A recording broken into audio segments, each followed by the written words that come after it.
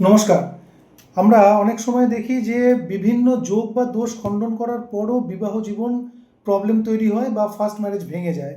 এক্ষেত্রে একমাত্র জটক বিচার করাই হচ্ছে একমাত্র পথ যেখানে বিবাহ জীবন ঠিকঠাক থাকতে পারে।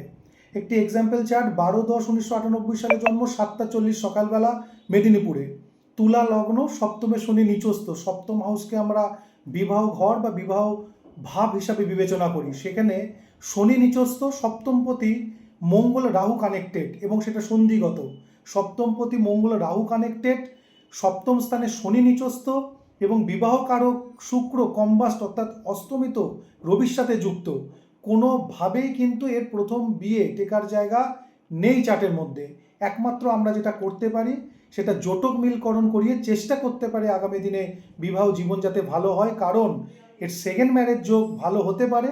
ভাগ্যস্থানে চন্দ্র বৃহস্পতি দৃষ্টি দিচ্ছে, ভাগ্যপতি বুধ লগ্নে বসে আছে এবং এই চারটার মধ্যে শুক্র কম্বাস্ট হলেও সে ভাবমধ্যের কাছে আছে, বৃহস্পতিও তাই। তাই সবসময় যোগ বা দোষ খণ্ডন করেই যে ভালো বিবাহ জীবন হবে এমনটা নয়। একমাত্র শাস্ত্র নির্দেশিত পথ সেটা হলো ভালো করে জটক নির্বাচন করা। তবে আমরা চেষ্টা করতে পারি প্রথম ম্যারেজের ক্ষেত্রে যদি ডিস্টার্ব থাকে বা বিবাহ ভেঙে যাওয়ারও সমস্যা থাকে সেটা খানিকটা হলে নিয়ন্ত্রিত করতে পারি আমরা দুটো চার্টের জটক মিল করানোর